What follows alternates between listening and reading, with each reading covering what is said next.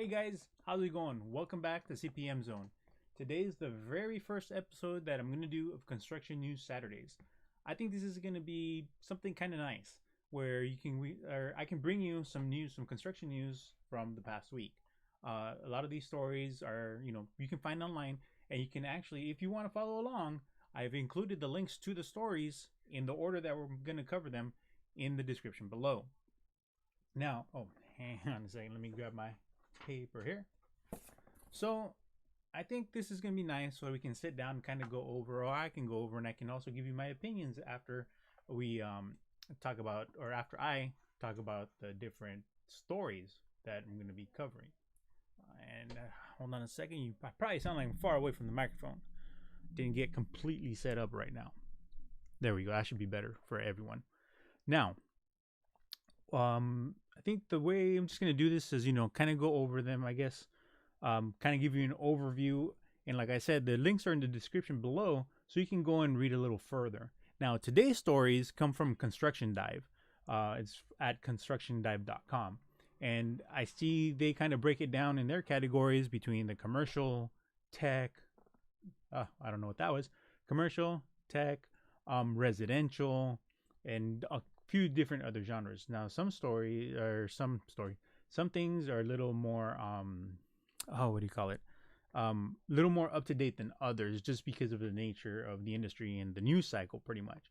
So I think we'll go ahead and start with the first story that we have is that apparently OSHA has been given recommendations by the Department of Labor, which of course OSHA is part of the Department of Labor. Oh, hang on a second, guys. Let me deal with something real quick.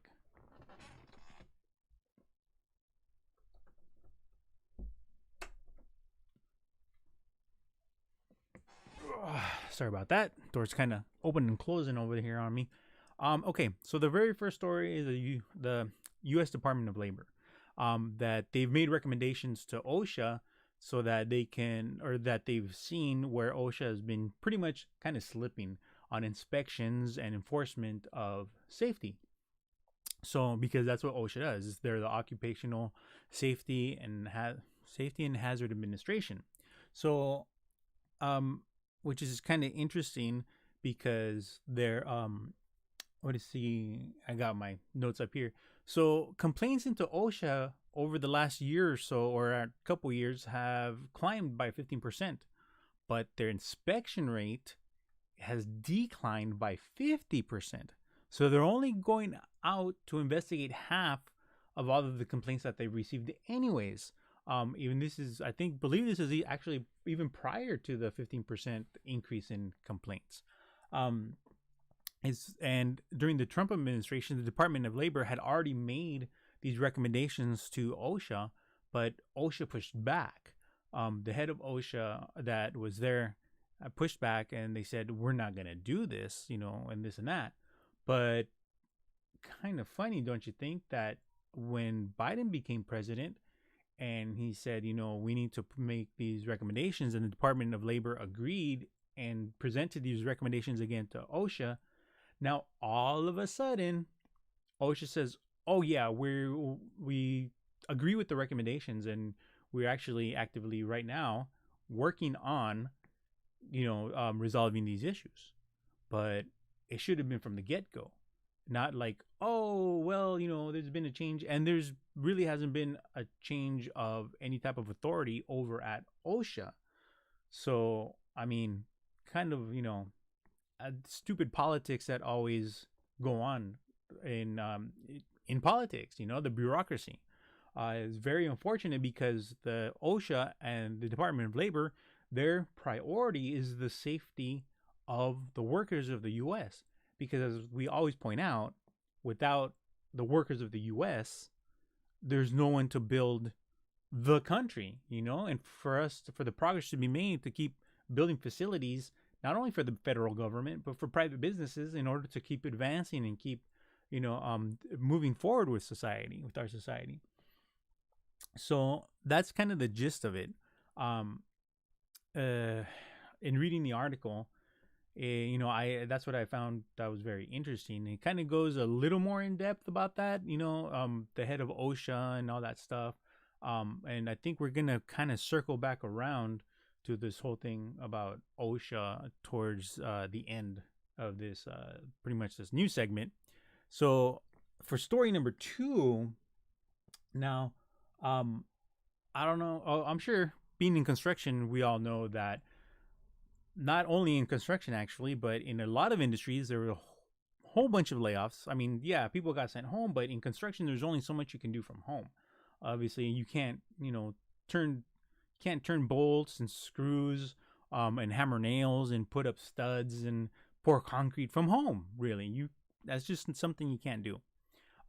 But in 2020, when the pandemic hit in the middle of March, the industry laid off 600,000 employers or employees. 600,000 employees. Now, if you think about it, in what was called the Great Recession back around the same time in 2009, we had 400,000 workers who were laid off or let go in one manner or another. And at the time, that was considered the worst month ever of workers being laid off.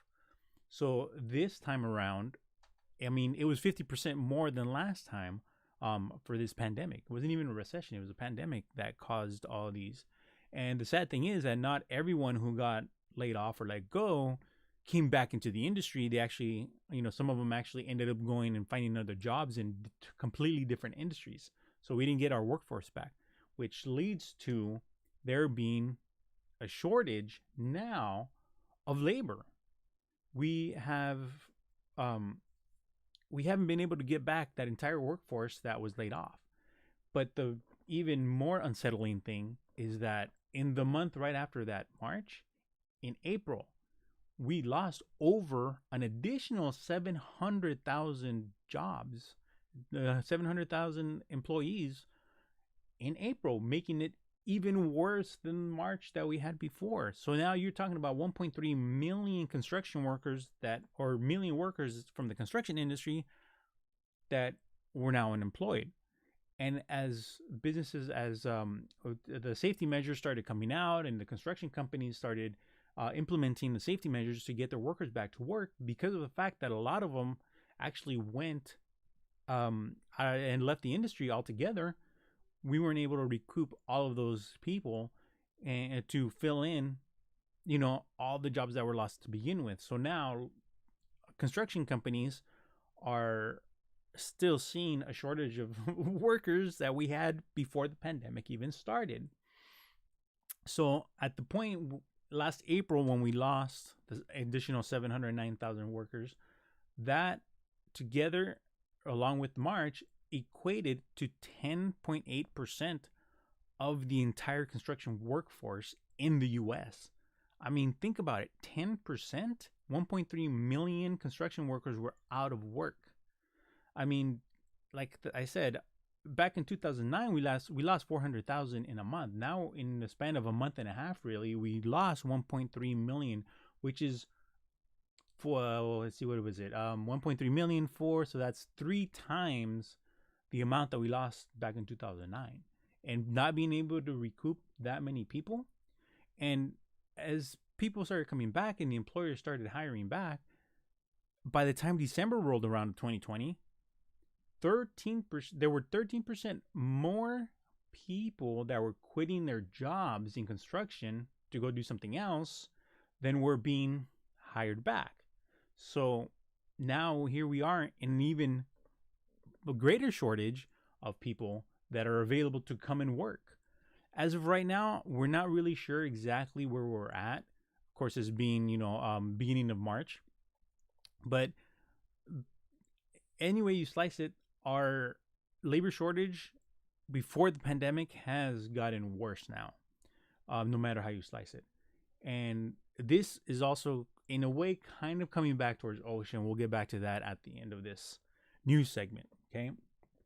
So, quick correction, not 13%, but we've lost 13,000 more workers quitting their jobs than being hired or coming back into the industry.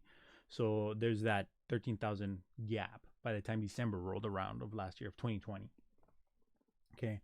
like I said, if you guys want to follow along, the links are in the description. That was story number 2. So here we're moving on to story number 3. So number 3 is actually is very, very good. Unfortunately, it's such a small market, but it's a big number. The city of New York that halted infrastructure projects when the pandemic hit is finally now starting, or they're trying to get the ball rolling to restart the economy there, the local economy. So what happened way back in March when the pandemic hit, things slowed down, but when it really got intense, New York City halted not only its infrastructure current projects that were going in. Obviously, you can't just leave a hole in the street open, but they started, kind of cleaning up and stuff and kind of pulling back. They were really pulling back on that. But what really, really got kind of messed up, I guess you could say, is that in this pullback, they halted design and engineering services, or projects, I should say, or those stages of the projects.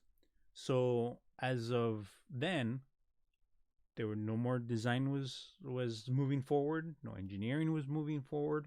They were just trying to finish up what they already had going, as far as like things that they already had out that were being built or repaired. Those things that were already happening, they needed to, finish up as soon as they possibly could. And so that really affected construction in the city. But it wasn't just the construction, but also because it was municipal work, a lot of things in the city started to suffer that they had plans of getting done by this time, when they were going last year. A lot of these projects they were hoping to have done by now, but they couldn't because of COVID and stopping to have those design services, or having to stop the design services. So now they're looking to restart literally all of the projects that they had on the table. So how much does that really amount to? Between the construction, between the engineering and the other design aspects and the design costs, New York City, in order to restart the economy and restart their construction and municipal construction projects, has authorized $17 billion to be released in order to finish up projects and to finish design work and engineering work for these projects. That's $17 billion that needs, or that is being pumped in to into the construction industry, really. Not just, the architects, I would consider as also part of the construction industry, because without the architects, a lot of the construction of new buildings or even infrastructure improvements just can't happen. And engineers also, because there are some projects that only need engineering and not really design services. Utility work is usually just engineering. You don't need architecture unless, of course, you're, let's say you're building a water pump station, things like that, where you have to have, a shed or something, a small building. Then obviously you need an architect for that. But yeah, $17 billion. But you say, but it's all municipal work. Yes. And in that, they're civil projects, so they're helping the communities. Now, they hired someone. It's a woman who, I can't remember her first name, but her last name is Grillo, Grillo. Okay. Now, Grillo has a vast project management portfolio. She's managed billions and billions of dollars worth of projects.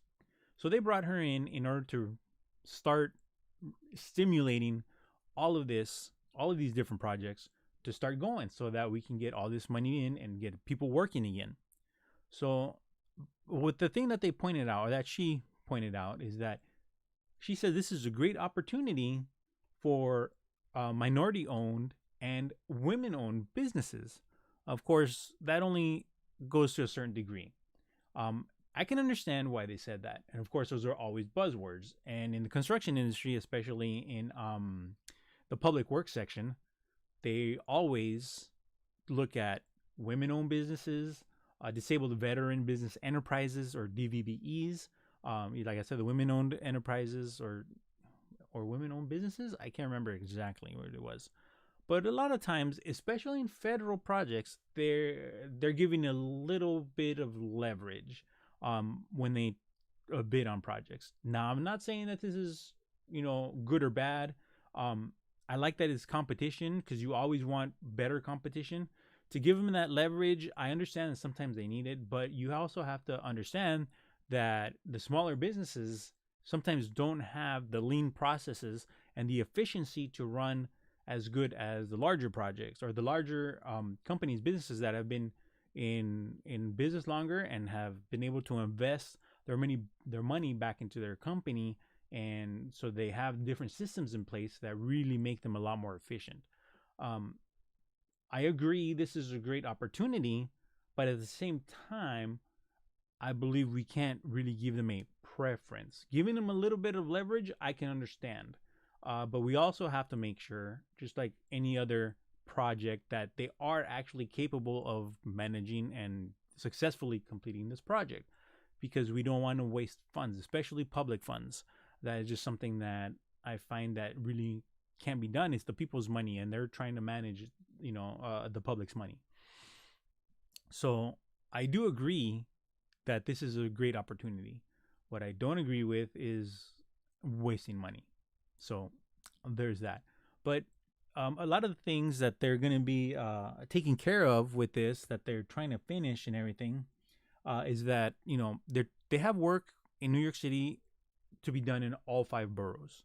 I don't really know all of them. I know there's like Manhattan, there's Queens, Brooklyn, and I honestly don't know the other two. I'm not from there. I'm in Southern California. I've only heard of whatever handful of them. Those 3 really are the main ones that I've heard of the most. Sorry, I apologize for not looking this up earlier. But like I said, they have plans to get work done in all 5 boroughs. Okay, and so let's see. They also have yeah, they call the woman a recovery czar. But anyways, they plan to get to increase school capacities, the student capacities for the different schools, especially in the lower income areas. And let's see, they're doing water projects, sewer projects, anything, you name it, anything that needs to be done in the city, they're trying to get done. But those are the main things. Parks, they're trying to get a lot of money back into the parks to make them look nice again and all that stuff. And I don't know if they reopened the parks or not. I know in certain places they still haven't quite opened everything up. As a matter of fact, I believe last week is when, or was it this week? I can't remember. Texas supposedly has completely opened up. So hopefully, it wasn't too soon, because the news, if you guys do watch the news and keep up, which I hope you are at least keeping up with the COVID news, so I can keep yourself and the employees that work with you and your coworkers safe, guys, so that nobody wants to spend time at home if you can't work and earn a living. All right. Okay, so that was number 3, the New York City releasing $17 billion to stimulate literally their local economy for the city. All right. Oh yeah, affordable housing. What else? Yeah, parks, school capacity, libraries, and all kinds of other public places. Let me see. Where are we? There we are. So, I really, really encourage you guys to look into this story number 4. It has to do with Kraft Heinz. They used to be 2 different companies. Yes, I know what you're saying. It's one big conglomerate now. Kraft Heinz is how they that's their name now. So Kraft Heinz is, I guess in a way, experimenting with something very novel. What they're doing is they've done some research about the things that they produce, the packaging they produce that isn't really recyclable, such as that clear shrink wrap that you use to cover press and seal from Glad. That's type of thing, then the plastic the clear plastic you put over plates to, save your food to a certain degree, obviously. That thing, and, the ketchup bottles and things that, like I said, things that aren't 100% recyclable. So they've taken all that stuff that they can't recycle. And there's a company that they're working with that has taken that and essentially recycled it, but it's more like change the state of it in order to reuse it. So in two of their manufacturing facilities, one in Wisconsin and one in Michigan, they're actually using, trying to do the recycling thing with that unrecyclable material to make roof panels.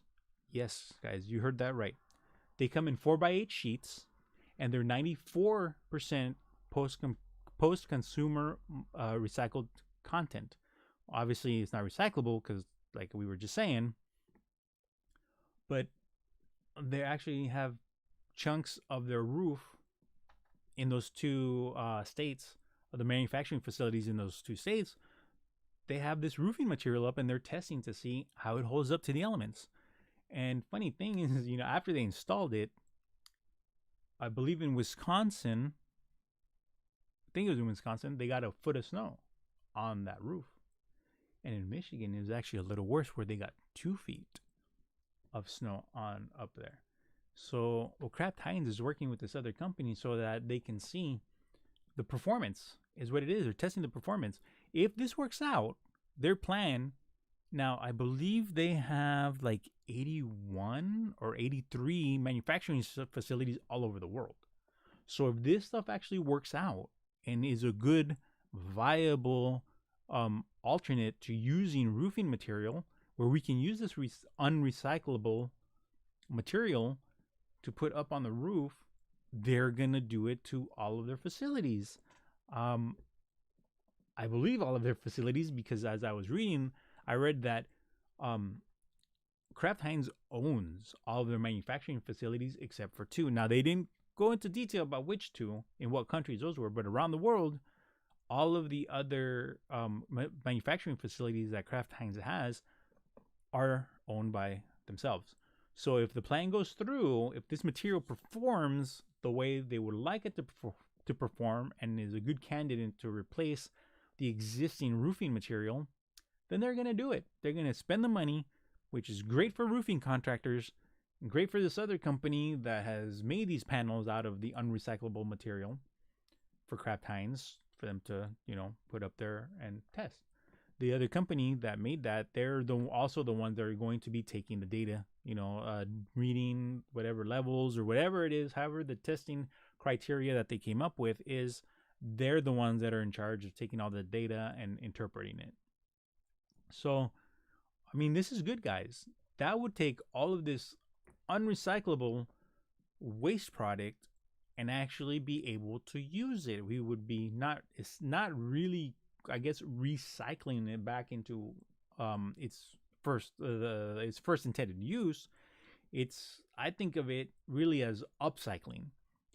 To do, to make a container that is not recyclable, but then to actually make a roofing material where it can actually serve for a lot longer. It'll have a lot longer lifespan, useful lifespan, as opposed to, just being able to be used, ketchup bottle that can only be used while it's holding your ketchup. And once you finish with the ketchup, even if you rinse it out and you toss it out, that's it. It's done. It's gone. Let's see. What do we got here? Sorry, guys. Just kind of checking something. I don't have my contacts in, so you're going to see me going to take a look at stuff. All right. So I apologize for that. Let's take a look here. All right. So that's the really good thing. Oh, like I said, yeah, 4x8 sheets, 94% post-consumer recycled material. And a fun fact I learned also in covering this.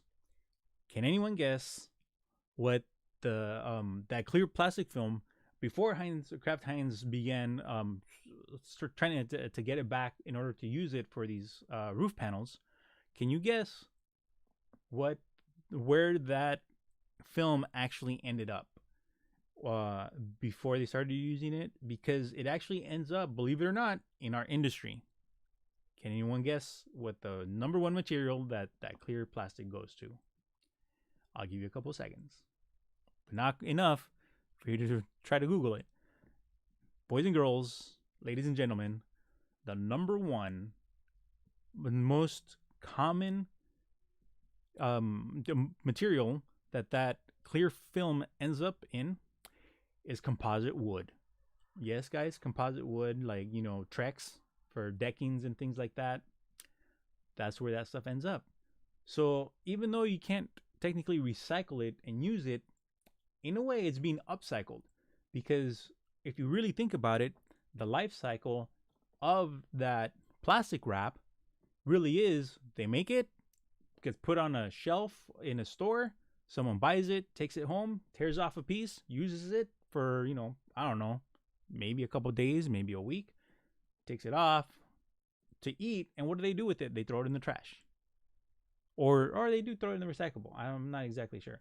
Depends. You probably have to rinse it off or whatever. They don't want dirty plastic. But anyways, and it ends up becoming a piece of composite wood that you can cut down and build something with and have it last for years and years and properly maintained years, maybe even decades, as a deck, as a porch.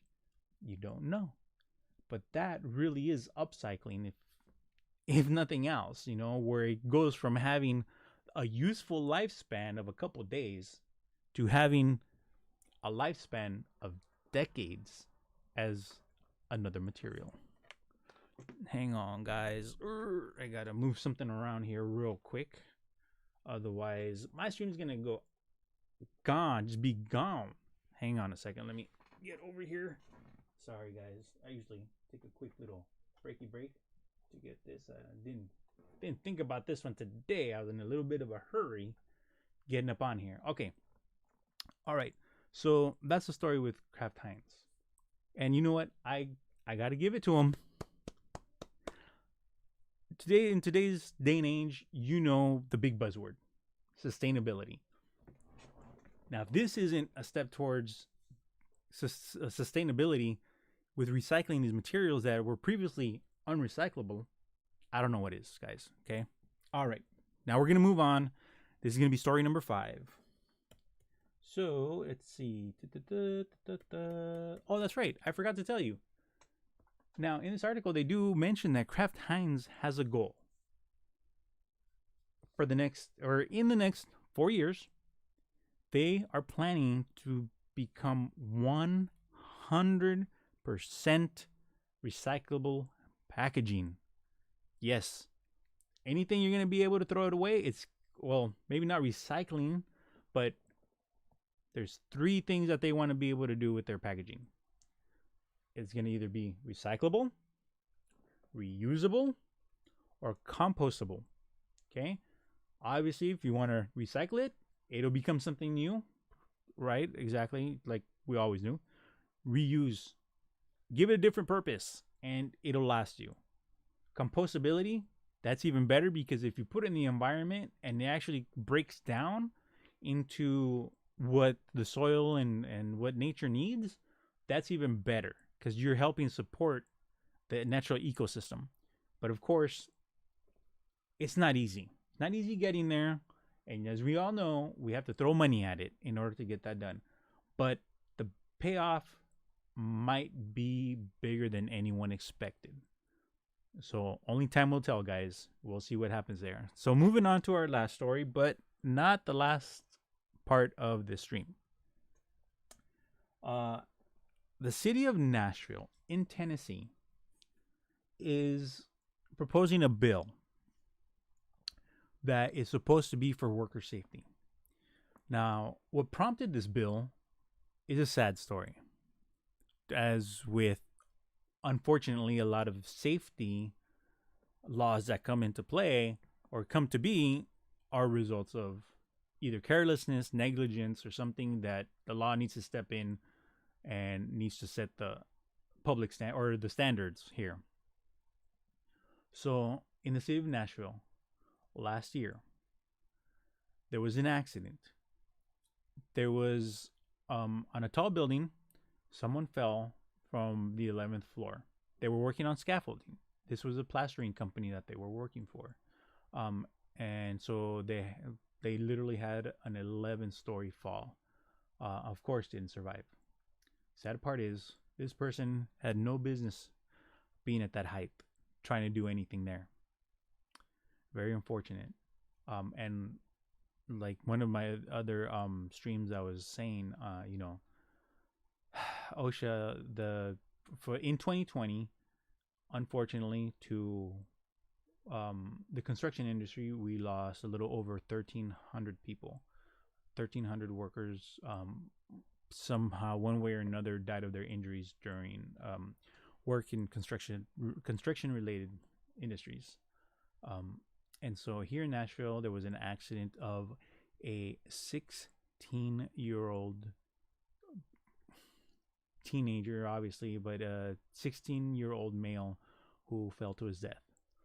Now, somehow, OSHA doesn't know how. They're still investigating.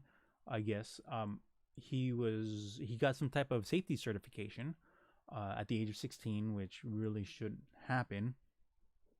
But also, they like they said, there was no way he should have been cleared to be working that high up, even on scaffolding. So Nashville is, they're bringing in a bill that would change the law so that I believe the age would go up to 18 minimum. Well, actually, I think it already is, but they're gonna come down harder on these people. But in essence, the bill only affects public works for the metro area. What the bill says pretty much is that you, as a contractor or subcontractor, you're not going to be allowed to be awarded contracts if you have major safety violations. Now, they didn't go into detail about what major safety violations are or are going to be classified as, or which, sorry, misspoke there. They didn't clarify in the article, they didn't give any details about which safety violations would be considered major safety violations. So, but like I said, this is only going to keep contractors and subcontractors from metro, what they call metro contracts. So it's not statewide, which honestly, someone needs to take it from the city and bring it to the state. It really needs to be something that is at a state level. I don't remember, but I think the federal projects kind of already have something like this in place, because obviously they're federal. OSHA's literally going to be walking a job site. So especially major job sites, they're going to have safety people there all the time. But anyways, unfortunately, this tragedy that happened last year in the city of Nashville is now bringing about this type of legislation, which honestly, we always have to work safely, and we also have to have, even us as project managers, we need to make sure that our employees are working safely and making sure that they are abiding by all the safety guidelines, during the project. Because to be honest, I mean, I really don't know what I would do if someone were to pass away because of an injury that could have been avoided on one of my jobs. I mean, I'm always about safety, and I've said this on my streams before. When I had when I was hanging structural steel, now that is a very dangerous job. Also, sometimes we're very close to the ground, like a one-story building, putting up moment frames. It could be up on the 10th, 11th, or even higher on a high rise. Very high up, and that's the biggest thing. Is like, you guys. One thing, I want to make sure you guys get home. That's number one. Number two is I want you guys to go home with all of your limbs and digits and everything else intact. You might be dirty and tired, but at least you're still in the same physical state, where you have all of your limbs, all of your digits, everything to get you back home to your family. Because nobody is any good being injured or dead to help provide for their family. And third, I really don't want that on my conscience, that they got hurt, they got maimed, they got dead on my project because of something that is easily avoidable. And here in California, because we had to have a tailgate meeting every 10 days. So literally at the beginning of the week, every Monday, we had a tailgate meeting before we started work. That was just my part of my safety plan, really. So I always reminded guys, work safely. If if you if it's towards the end of the day and you want to get something done, but you see you might be cutting it close, so find something else to do, clean up, do something else, leave it, and we'll get it done tomorrow safely, as safely as we possibly can, and no one gets hurt. Everybody gets to go home, and we can continue on. Because if you have a major accident, obviously OSHA's going to come in, they'll shut the entire project down, and now you just not only screwed yourself over, you've screwed the contractor over. So this is really, I know that's what a lot of companies think of first, but my thought always is first the employees. It's always the people, because without people, you can't be successful. So that's why I always think of the people first and the job second. Okay, so it is very unfortunate that that happened. So they're going to make stricter standards and give incentives. I'm not sure. Once again, they didn't kind of detail out what type of incentives that they were going to give for these companies to follow these standards that are going to be more strict, so that they can be safer in their work. Yeah, and so that's the fifth story. Oh yeah, that's right. They're also gonna make a death registry.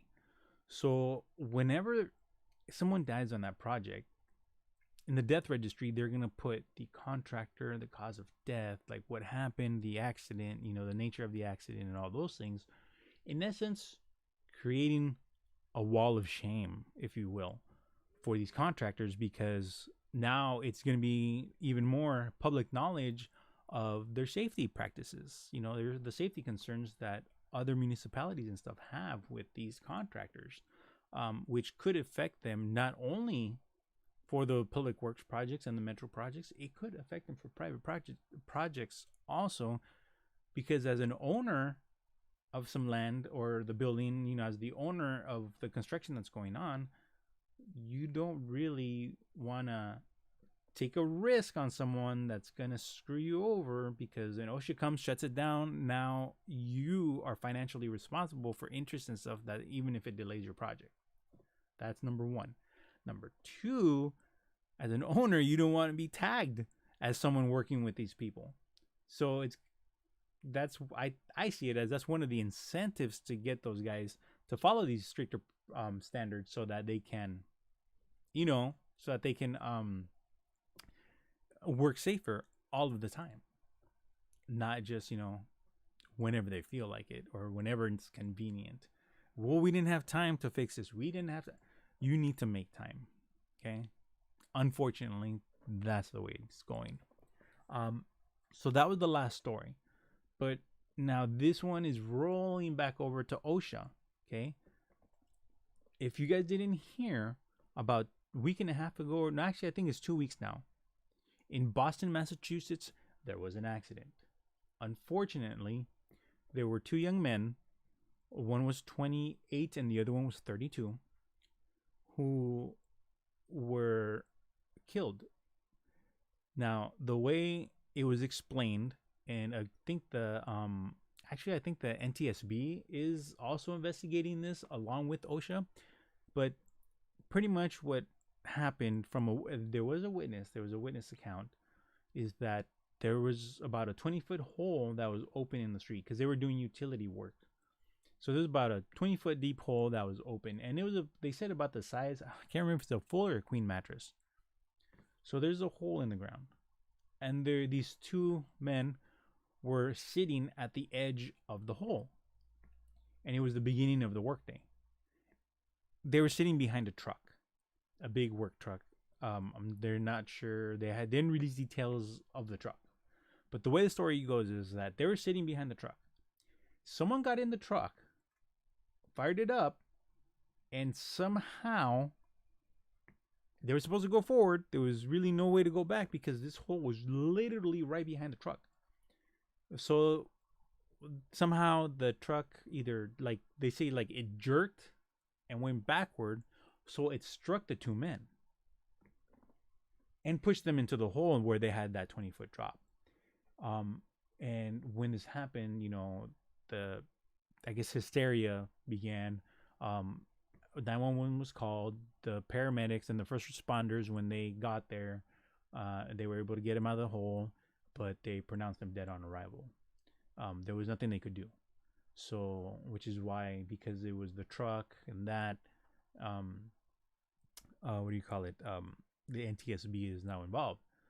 Uh, and it's coming to light that this company actually had a lot of safety violations, not only with their workers, but also with their trucks.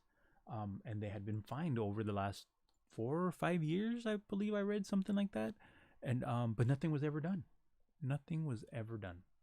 So it's a very unfortunate accident. And so now I believe they're gonna also introduce some legislation. I can't remember, but that company that was doing that work had one other project going on in the city, and so that one was completely shut down. Once they shut this project down, they shut the other one down also. It was across town or something like that, and that project was also shut down, pending, I believe, them figuring out what they're going to do with this company, because like I said, it was a very unfortunate accident, and I believe both men left family behind. It's very sad. So this is why I always tell you guys, always need to, when we're out there, we need to think of everyone's safety, not just our own safety, not just wearing our PPE, especially a hard hat in the event something does fall from higher up. Now, of course, the hard hat will protect you from certain things, but of course, I mean, shit, you're not gonna survive the fall, or you're not gonna have that great of chances if, I don't know, freaking a small wire feeder falls from like 2 stories or something like that. I mean, as we all know, those hard hats only rated for a certain amount of force impacting it, and at what angle and all that stuff. That's for Osha to take care of. But anyways, I really hate to end it on that sad note, but I mean, that's what it is. Now, like I said, these stories, except you kind of have to kind of maybe not dig around, but you can always Google that. The Boston, Massachusetts, with the 2 young men. You can probably find that somewhere if you Google it. It wasn't that hard for me to find. But like I said, that happened believe it was like 2 weeks ago now. I've really, my condolences to the family. Being in the construction industry, that hits home. If not for yourself, for the people that work around you. Your coworkers and the people that you manage, that are out there on the job site. People always, say, oh, the police put their lives on the line every day. And, firefighters, although, I mean, I don't know how many times a firefighter really puts his life on the line. It depends on the area and whatnot. But when you really think about it, a lot of the construction workers, when you go out to a job site, I mean, how many different things can kill you? Something falling from a certain height or higher, the size of things, what can fall on you. You can cut your hand off, you can cut your fingers off with a saw. Iron workers can fall from the steel. Carpenters can fall off of a roof, or when they're framing, a multi-family building. Rebar guys can be impaled from falling on a piece of rebar, or getting stuck with a piece of, if they're falling, even if it's just a small fall, they can get impaled with a piece of rebar.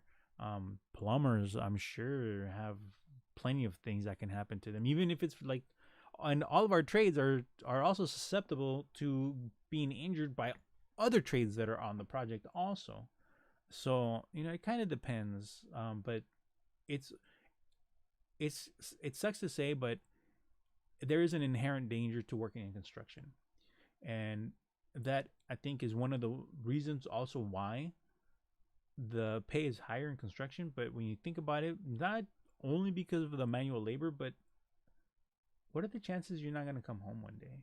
What are the chances you're not going to be able to return back to work at all because of an injury? What if you end up disabled for the rest of your life? It's very sad to think about, but this is why you always have to be diligent about safety, not for yourself all the time, but also for the others around you. As iron workers, not even as iron workers, but as just construction workers in general, we need to see this.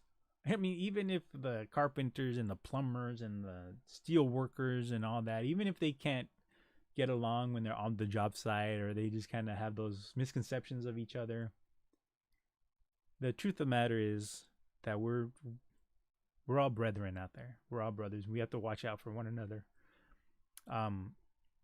This is just something that's really close to my heart. Safety wise, I always want to come home. I don't know about you guys, but I always want to make sure that I'm home and everyone else gets home safely. Very unfortunate with these accidents, but that's what it is for today. So I know in the last 2 weeks I missed. Well, last week I missed the Saturday stream, and this next week I missed the Wednesday. The Wednesday stream. I've been kind of busy doing things and stuff and whatnot here, especially around the house. But I'm really, really hoping that this Wednesday I'm going to be able to do a live stream, and I need to decide on the topic to be discussed. Might come to me on a whim. I'm not sure. But the thing that we can look forward to is that I believe that this will be the segment for every Saturday. I'll bring you some news. Now, it won't always be 5 stories, depending on what's going on in the construction industry. Sometimes, it'll be less or maybe even more. Bring you 8, 9, or even 10 stories, depending on what's going on in the construction industry. And it won't just be limited. Today was pretty different. We covered, New York City. That's more of a financial thing, I think, because they're releasing $17 billion to stimulate the industry. It's a financial thing. Unfortunately, yeah, we had to cover safety. What else did we cover? Let's see, national legal stuff that has to do with safety. Renewable type, well, not so much renewable energy, more than the sustainability aspect of construction, which I might do my next stream on sustainability, maybe even a video. I'm not exactly sure. Things I'm currently working on for the channel is I'm thinking about doing kind of like a little series, or something where we kind of have little skits where it's, how parenting or parenthood or parents are like project managers. Because as we all know, there's plenty of times that we feel like parents when we're over there with our superintendents, with the workers that are out there, whether it's the carpenters, the subcontractors, and all that stuff. And I gotta tell you, sometimes even our boss, okay, the owners of the companies or those above us, sometimes they need help too. And it's up to the project managers to kind of help them out, kind of lead them to where they need to go. Yeah. So, and that's always fun. That's always fun, right? Oscar, sometimes I don't even know what I would do without you. Well, I can tell you plenty of things you're going to be doing without me if anything should ever happen. But anyways, yeah, so I think I'm going to do that. That'll be probably, I'll put a playlist together for things like that. But yeah, I'm a little squeezed for time right now, a little pressed for time. So I'm not exactly sure when I'll be rolling those out. I might roll them out every week, every month. I'm not every 2 weeks. I'm not sure, depending how everything goes. I need time for editing and all that stuff. But anyways, so construction wise, I really don't see much still going on. Like I said, Texas is going to start booming because they just opened everything up. So they're going to need more services. New York City is going to start getting going. I think a lot of the Midwest has kind of maybe slowed down, but not really a lot. I haven't heard a lot about, we're shutting down, no more construction, like New York City did. And here in California, like I was telling you from that story where people got laid off, here in California, I did notice there wasn't really much construction going on for like a week or two. And then once the whole thing about the masks and social distancing, and they kind of started going again, especially like, I don't know if you guys know, if you're kind of new to the channel or anything like that. I live in Orange County, close to the 405 freeway, and they've been working on the 405 freeway to expand it for about the last 3 years. And I believe they still have 3 or 4 more years to go, really, to finish everything out, including landscaping and, to be completely done. So I did notice that they were gone for about a week or two. And then they started coming back, a couple workers at a time, or a little bit, and then more and more as the time went on. And I believe as of right now, they're just gung ho, full steam ahead. Um, so that was, like I said, that's here in Southern California. So hopefully we're going to start opening up, and at least the construction industry was able to get back to work. Because when we're out there, it's a lot easier for us to social distance. Even though we need to sometimes work as a team, obviously, we can still figure out how to do these things without, without violating these rules very much. And I know you guys know, we are very resourceful. If it needs to get done, it will get done. Anyway, whether, like that, wearing the masks or social distancing, we will figure it out and we will get the job done. Right? Yes. Okay. So yeah, I think so. I'll take a look and see what I do for next for the Wednesday stream. I'm probably gonna have to come back because I totally forgot what I said I was gonna do. So I'm gonna have to watch this back to remember exactly what I said I was gonna do for the next stream on Wednesday. But yeah, so during the week I compile the news. If you guys have any news stories that you might want me to highlight or anything like that, if you saw a headline but you don't remember or you forgot to read the story, let me know. You'll see down there's the email and there's also the Twitter, so you guys can send me a message. Let me know what the story is about, or if you have the title, if you remember the title, you can hit me up with that and I'll bring it up on stream and we can talk about it. I know I said there's gonna be times when I give my opinion about things. And some of the stories is just, okay, this is what it is, boom, boom, boom, boom, and we're done. So, like I said, let me know, you guys. Send me that. Give me some, well, not necessarily ideas for the news stories, but if you guys want something highlighted, if you would like something for the community to know that you think is of value to everyone that might not have seen it before, send me an email. I can look up the story and I'll do the research and I can present it on Saturdays. So like I said, this is going to be pretty much every Saturday from here on out, because as we know, the news doesn't rest. Construction, we really shouldn't be resting. We should be out there, swinging hammers, driving nails, turning bolts, and getting shit done for this country. All right. So yeah, hit me up. Hell, if you guys just want me to want to say a quick hi, I'll do that. But please, if you find this entertaining, if you find it educational, if you learned something, do me a big favor.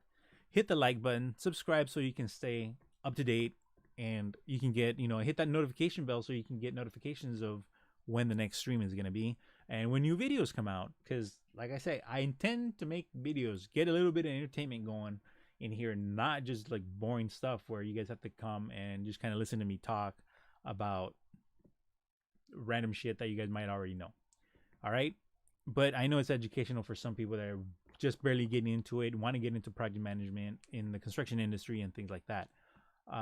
Quick announcements, I guess, also to get people in here to get subscribed. Once we can monetize this, I want to be able to take the money that comes in from the monetization of this stream and 100%, because I'm telling you right now, I don't need the money, but I want to help others. So through this channel, you can help me help other people that want to get into the construction industry, or find themselves maybe down and out or struggling.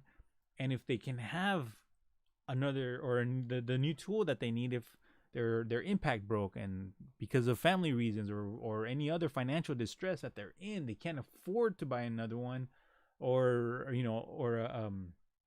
a saw for a carpenter, or something for a plumber,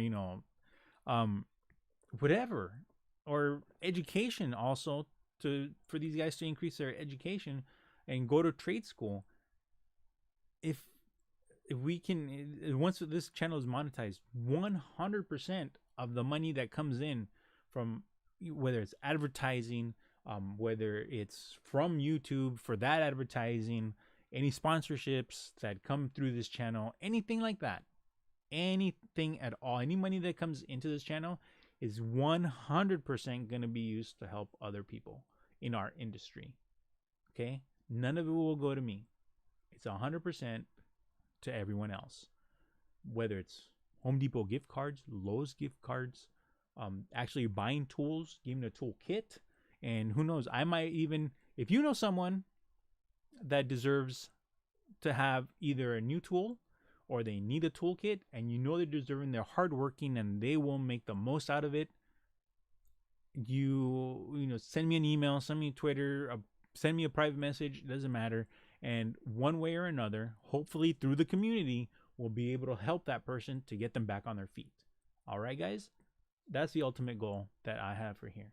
But also to keep you safe, to keep everyone safe in our industry and keep them in our thoughts and advance where we're going and hopefully spread knowledge and some funny stories along the way. Okay? So, with that, we're going to end the stream. I hope you enjoyed the construction news for this week.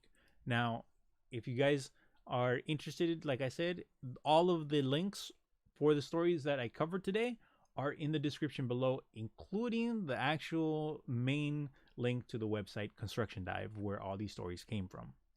So with that, I will leave you guys. Today is Saturday, March 6th, 2021, and that was the construction news for today. So make sure you guys, when you guys go out, when you guys go to work, when you guys go out on the job site, always wear your PPE, safety glasses, hard hats, safety vests, anything else required by your employer. And, oh, excuse me, you guys make sure you guys stay safe.